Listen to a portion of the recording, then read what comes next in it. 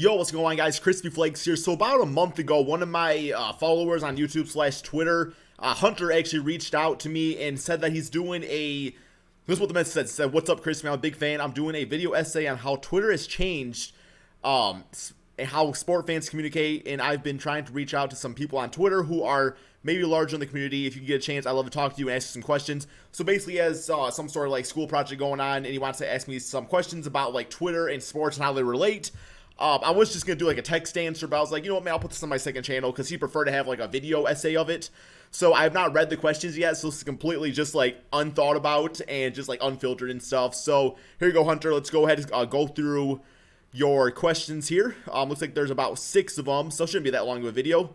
What's like saying here, man? It's Tony Fanway. Okay, cool. Okay, man. What is your main use for talking sports on Twitter?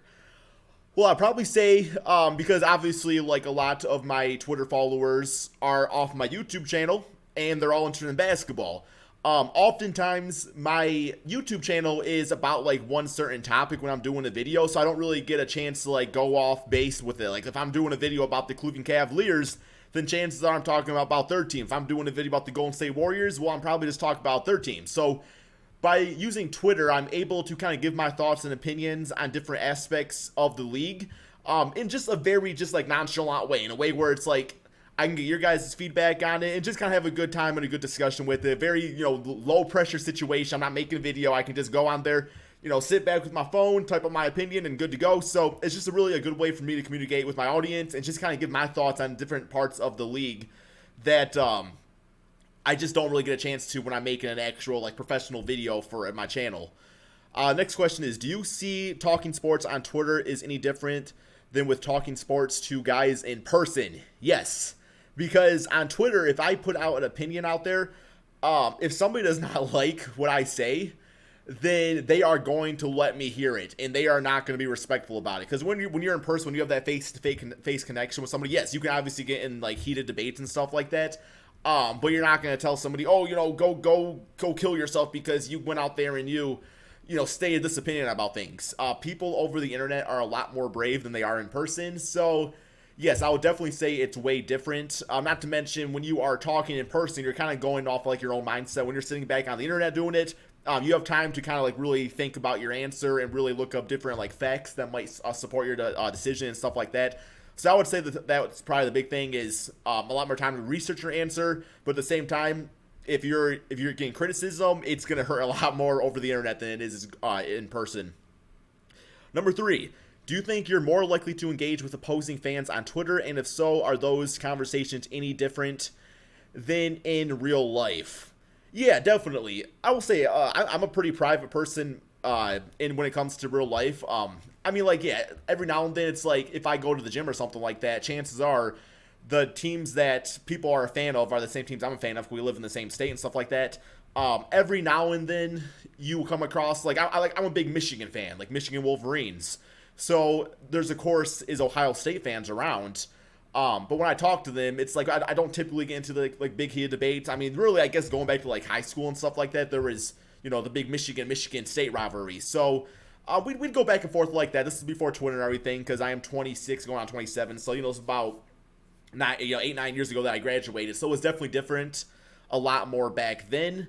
But yeah, I would say I have a better chance, looking at the question again, I have a better chance of talking to somebody over Twitter, just because you have a lot more of an audience, you have a lot more different people to talk to and things like that.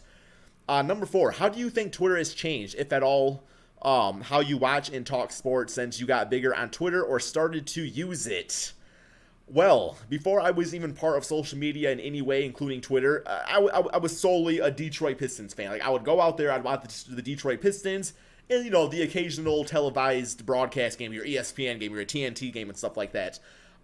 Since becoming a Twitter and between YouTube, I've gotten my YouTube channel to grow, and being partnered with the NBA, I actually have access to the NBA League Pass, so I know I have a lot of fans out there, a lot of followers that are fans of all these different teams. So it's like I can no longer just keep up with my team. So since getting Twitter, since having that audience to entertain, I need to keep up with the NBA the best as I can. So yeah, I definitely go out there, I watch games, and sometimes, because I watch like a game that you typically would not find yourself watching, but it's like, okay, this might be like two bad teams, but it's a chance for me to watch two different teams out there that I normally wouldn't watch and kind of research them and kind of, just get opinions on different players and stuff like that. It's definitely big about keeping up with things like that.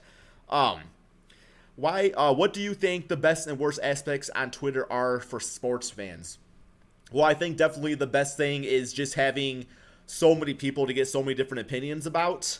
At the end of the day, man, like being able to just like communicate with everybody. It's like we're talking about, hundreds, thousands, in some cases millions of people seeing your tweets.